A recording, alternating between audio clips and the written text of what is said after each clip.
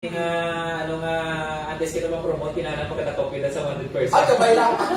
Kung amo pa lang ang rason, buwas dayon. Hindi nyo naman makitaan, kaya mangita na mga dahil sa mga wanted person para na lang mapuligan mag-promote sa mga wanted persons natin. Mas maayagin siguro nga hindi na kamo magulat nga takpon pa namin kamo. Mag-surrender na lang kamo sa aton dire. Yes.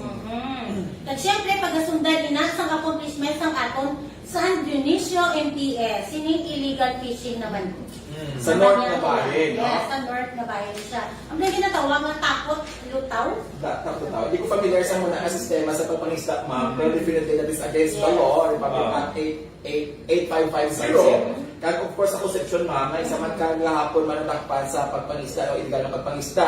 And again, I think this is the very important nga reason nga ang ating provincial director and even our mga congressmen there is Iloilo, sa Region 6 nag-propose na dapat may ang ating mga coastal municipalities may arali sila ng mga water assets. Dapat may water bank ka para mapastrengthen pag ang atong kampanya against illegal fishing. Pag sa aton man ng mga mangingisda, no, hindi na ito pagulaton nga padakpan pa kita o pagadakpon pa kita. Kung insakto man ang pamagi sa atong pagpangista, isundo na lang naton kay isipon man naton nga ang henerasyon hindi lamang nato pag-isipon ng sa subong at timpo kundi para man sa mga ulihing tubo man naton sa mga kabataan ninyo, mga kapuhan ninyo nga basi magabot ang time nga wala na sila sa makuha nga isda. So para ma-preserve man ang aton nga kalalawran, no, dapat ano lang naton ang legal lang ang pamagi sa pagpangisda. Kaya congratulations again sa Conception MPS, sa pagpamulan ni Police Major Ronnie Brillo at sa San Dionisio MPS. So, interrupted ba tayo? Yeah. Ana na. Okay na pa tayo, Erwin? Okay.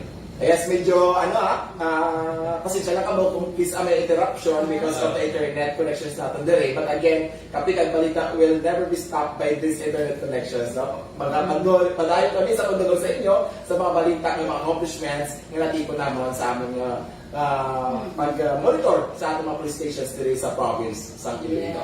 Yes, sa lugar na ito nga balita sa Banwasang Saraga, sa nagligan nga daw no, may natakpan mga about sa quarry nga hataw subong Saraga PNP na to sa mga quarry violators kay dirang man sa kay siyempre alagyan sila sa halos na malapos sa mga biyak ng mga kabanwahanan. Access roads dira. Access roads dira. So sa atong mga quarry mga quarry operators, iyan na lang ang inyong mga permits, kag ang inyong mga clearances dira kag hindi kita mag-overload sa atong quarry materials yan na lang kay sigurado gid nga matakpan kamo sa aton nga PNP.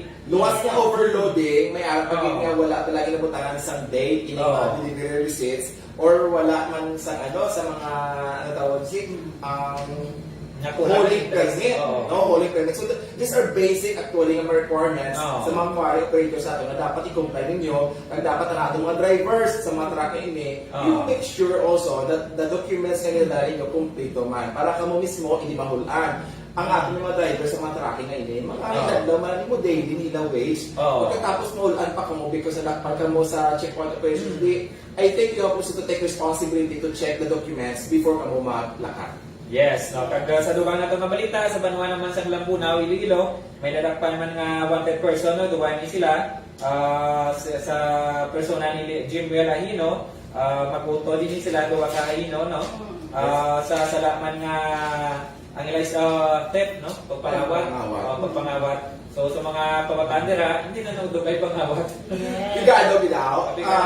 Apektado kita ng pandemic. But by the way, in pandemic should not be a reason sa ating mga pumuluyo na magpangawat. There are many ways, no? In fact, ang ating mga pumuluyo, gagather forces man para sa paranay-anihan sa community pantries, mga grupo. But again, it's not a reason to violate the law because ang kapigado. There are many ways to overcome to survive this pandemic. Always na itong ginahambal gani. Actually, sa WCPD pa ako, sir, kung mag-lecture kami, sa mga reminders, para sa mga minor de edad, mga langga, mas maayo pa nga nagapangayo kayo kamo, kumpara sa nagapangawat kamo nga, magiging record nyo na ina, mas maayo pa nga tawgon kamo nga patay gutom, kumpara sa makawat, iba lang? So please lang, wala hindi ka luyaya nga magprangka ka sa tao nga nagutom ka. Pero usual ang manigaling problema natin actually, sir, ini ba lang mayo lang sa subong, Yung computer shops, wala nga nagka-open. Kay laban yung mga kabataan, nagpapangawat na kay para lang may computer. Kaya sa ating mga kapulisan, check ninyo ang mga internet cafe sa inyong mga area of responsibility, especially sa mga pandemic. I do believe na dapat na-observe sila sa protocol, no? Diba? Kasi wala fully booked ang mga internet cafe kaya ang mga kabataan with this with this curfew na kinapatuman, base nagkakaagahan sa sila mga internet cafe. Dahil sa ating mga kapulisan, please check, no? Regular ang ating dapat nga checkpoint or checkpoint ang ating roving inspection sa sining mga internet cafe na kung saan nag-binotik bala nag-close ko muna ang oras kung hindi mo yan underground ang ilang operations. So please sa mga kabataan hindi alehan at lagaw kasi subong abe ginapalay naman ang curfew ang mga kabataan hindi nila pwede kalagaw. So alas 8 sang gabi hasta alas 4 sang aga. Itong sa kabataan nila. Yes, kag subong man sa mga kinikanan man, hindi lamang inobligasyon sa naton ng mga kapulisan, kundi buligan man naton ng naton ng mga kapulisan kag sa mga kinikanan gini. Kay siyempre sa inyong mga panimalay, inyo na obligasyon na una-una gid mga bantayan ang inyong mga kabataan kag mapalayo man sila no sa mga bisyo kag sa mga malayo nga buhat. Kag balik ta gali sa sa atong curfew. So, i-observe lang natin sa mga panimalay pa lang mismo, mag-umpisa na ito na curfew para nga ito ng mga kabataan man, mahanap naman sa magazeros. Exacto. Talking of internet cafe, I think we have also to discuss in a very rampant kasi mga kita kuha rin ng mga mga reklamo sa ating messenger in sextortion. Ini ng mga biktima sa mga ex nila mga former boyfriend nila na pinaputungan ilang mga ilang mga ex. Nga kung hindi gani ka mo maghatag sa kwarta, ila ka mo nila ipalapta ang mga skandal nyo, mga photos ng mga nude, no? Nga sa mga kababaihan, padihog, hindi man ka mo mapadala sa mga sining mga practices pala. Kaya kinala nyo bigyan na i-video ang mga private nyo, ang mga ginahimo, o kung magpadala ka mo sa mga pictures, mga nude photos ninyo. You have to respect yourself, no? Because eventually, you could be a victim sa sining tawag na sextortion. Exacto. Damo na nga kaso diri sa Pilipinas sa sining sextortion na ini, kag laban-laban sini, ipangwartahan ka mo sa inyong mga former boyfriend. Kag usually, ba na notice ko, ang mga babae ang biktima, wala mo sa sextortion nga victim nga lalaki. Nga ang babae, di pa hubo na, sige, kapag hindi mo pagkakaan kwarta, pakita mo lang yung homeless nga pictures. Or, no, ang ating anak ko, why only women are the common victims? Ang lalaking hindi may i-publicize ang inyong hubad nga katotohanan doon. Pag ang gusto naman ipaabot sa inyo, hindi lang maging biktima ang mga ex ninyo, bala? Inapag-iba lang hindi ka mo makiuso, sining ginapangaliyagan ka mo over the internet, over messenger, tapos hinambala na ka mo nga beautiful, ka mo boyfriend mo na dayon, sinabat mo na, tapos syempre, mangayo na sila dayon, ma-demand na sila sa picture mo, abe, padali ko ba isang picture, please lang, reminder sa mga kabataan, especially kabataan, hindi na siya ang victim, eh hindi ka mo basta-basta magpadala. Picture lang daw, gano'n nila ngayon ko picture, alam na sa profile picture ko, hindi ka mo mag-send please sa mga private message, bulay ng mga naka-topless ka mo o kung mga sensitive na yun na ba lang mga pictures nga amo niya ang ginahambal ni Sir Francis kay na magiging victim ka mo of sextortion. May anak na nagani na nagpakilala sa messenger ng mga talent managers o promoters sila. Biti mo amo nang eventually ilang obraw sa imo, no? Ngayon kanila sa dahil isang pictures or video mo nga wala sa bra.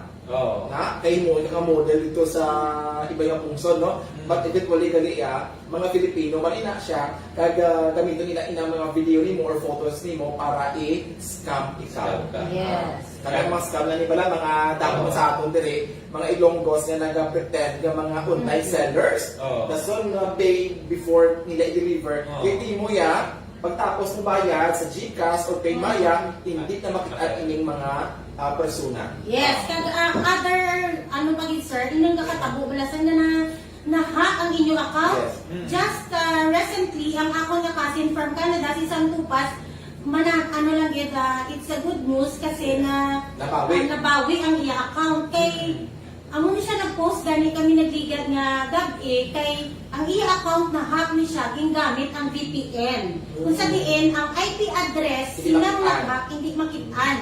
Tapos, inang nagapangayo kayo sa members or mga friends na sa Facebook na do as if nakilalahay ka mo.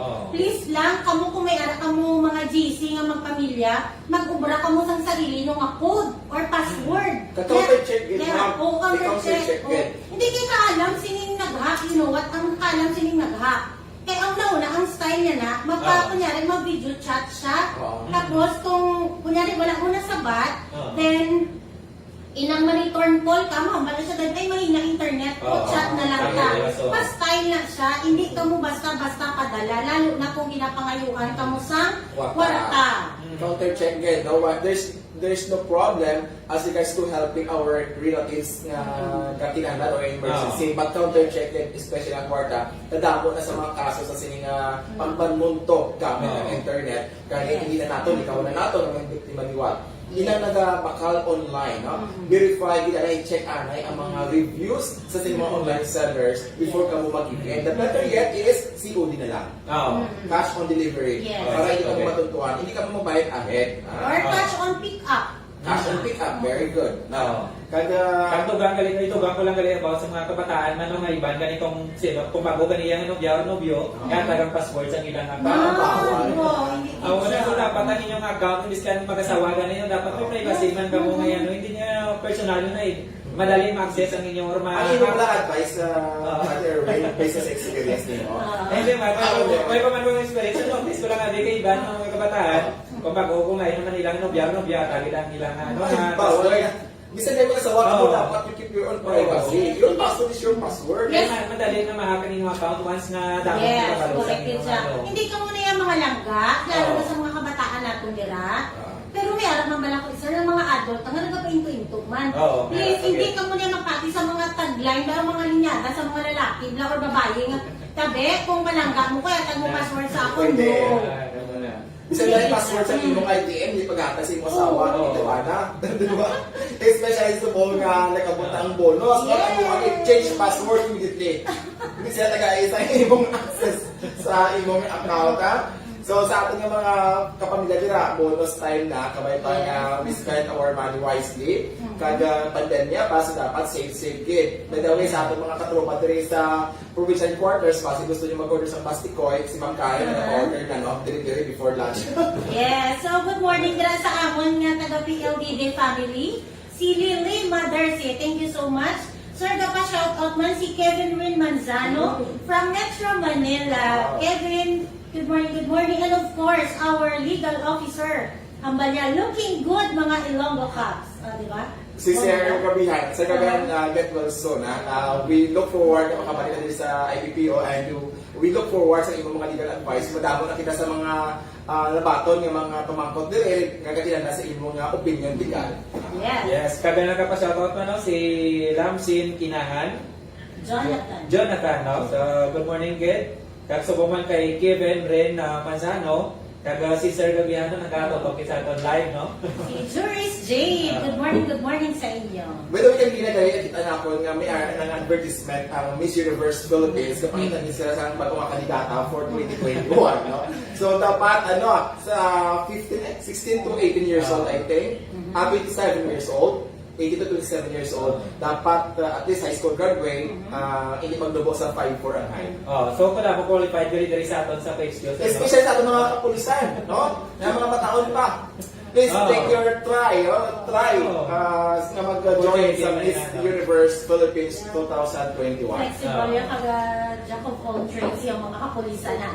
Di ba ito una nga ng pulis nga Ganda pulis, no? Hindi, may yung pulis last year ang US Police Army ganun. Binibining Pilipinas.